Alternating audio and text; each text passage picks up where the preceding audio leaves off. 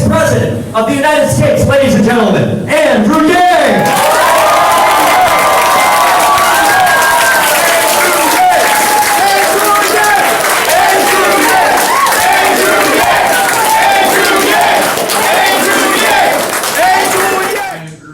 Michael, I'm the 2019 Venture for America Fellow, so thank you for all you've done.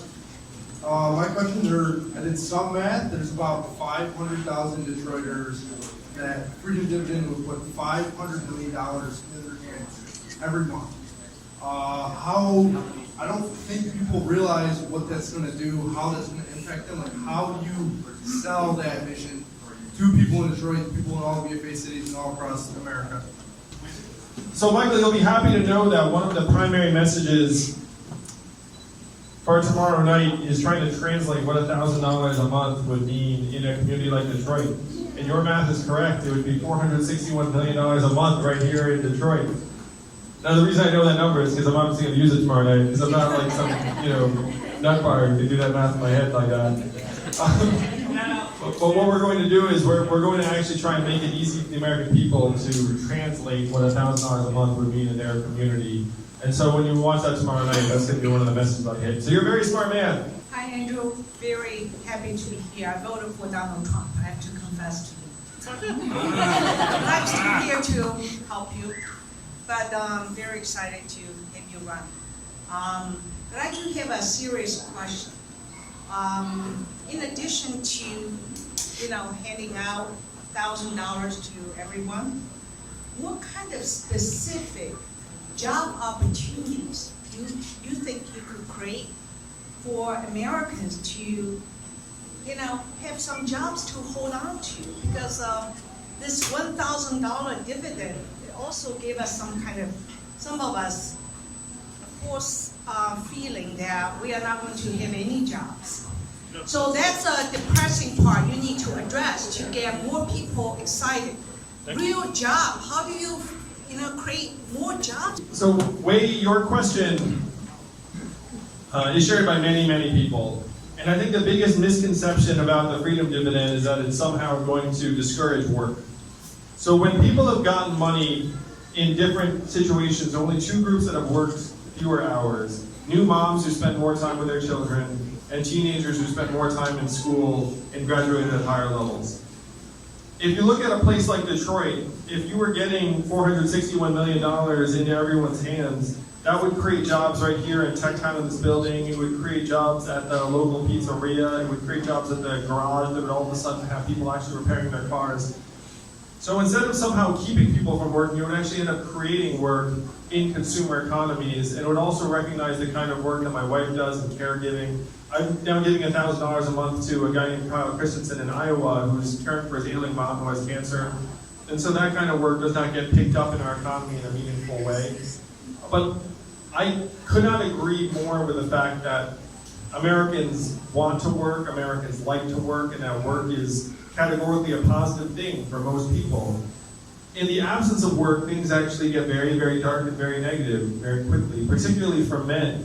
Women tend to be more adaptable to a lack of work. Women end up doing something positive in their community. They go back to school at higher levels. Men, we volunteer less than employed men, even though we have more time.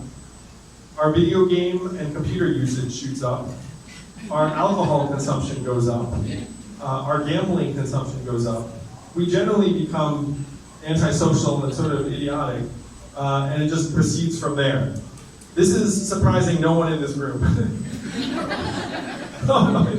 Just facts. This is data. So we need to try and create as many avenues forward for people to find productive jobs as fast as possible. That's actually the essence of my campaign. That's what the Freedom Dividend is about. But I have about a half a dozen other proposals that help create work in different ways. So I'm very, very pro-work, and it's the single biggest, I think, misconception around the Freedom Dividend. So I love your ideas, but I'm also a realist in the sense that our government has mechanisms, particularly in Washington.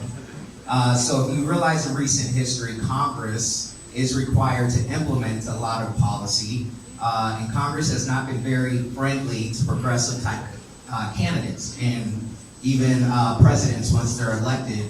As you can see, Obama had a lot of really good ideas, had a very long time executing them, at the federal level. So what can you do to give us confidence that once you're actually elected, you'll be able to implement ideas into policy? It's a great question, and I think one reason why this campaign is so energizing to folks. How many of you are attending a political event for the first time in your lives? Alvin, check that out. 25% of Americans are politically disengaged. That is, they just don't care about politics, don't think it's relevant to them.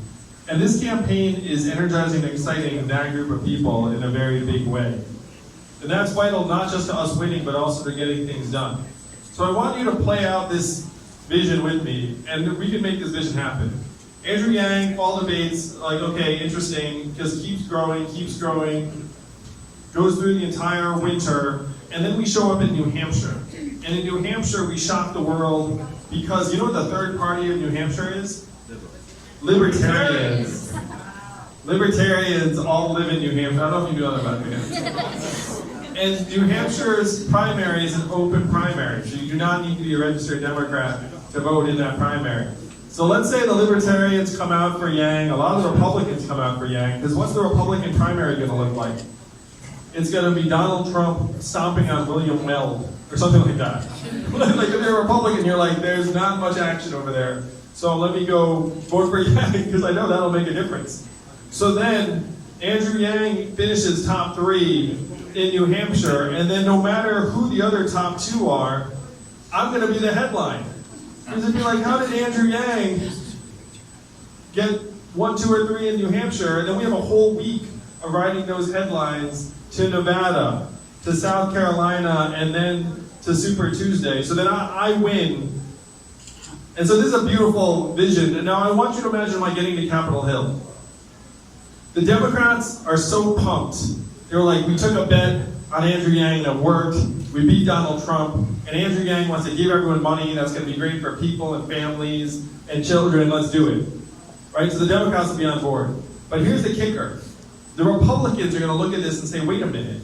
He just wants to give people in rural areas money, in red states money, places that are getting blasted by automation money. And cash is a very hard thing to demonize. If I come and say, hey, I'm going to give you health care, then the Republicans will be like, he wants to take your doctors away, it's going to hurt you. In this one, it'll be like, I want to give you money. And then they're going to be like, the money he's going to give you is going to hurt you. You know, it's kind of ridiculous. And this is a bipartisan idea. Alaska is a deep red conservative state, and they've had a dividend for almost 40 years. Because the Republican governor who passed it said, look, who would you rather get the oil money? The government who's just going to screw it up? Or you, the people of Alaska? And the Alaskan people were like, us. He's like, I thought so. So there are going to be a bunch of Republicans who look at this and say, I like the dividend. The dividend's not big government, it's small government. It's pro-people, it's pro-freedom, it's the freedom dividend. And I don't need 80% of Congress, I just need 60% or 51%. And so you get the Democrats on board, but then you get enough of the Republicans on board, and then after we get the money out, then Americans will be like, holy crap, the government did something right for a change. I never thought this would happen, but I got my freedom dividend. Did you get your freedom dividend? And then all of a sudden you can shake up the calculus. Because Alvin, you're right. Our government right now is polarized and deadlocked. We can't get anything done. It makes, how many of you are fearful of the fact that our government now is going to seize up and never be able to solve the big problems? And all of us, right? You're looking up saying, so it's going to take someone like me to shake things up. Someone who's not ideological, someone who's bipartisan, someone whose big flagship idea is something that people on both sides of the aisle can get excited about. I am one of the best hopes for us actually breaking the gridlock in Washington. All right, thank you,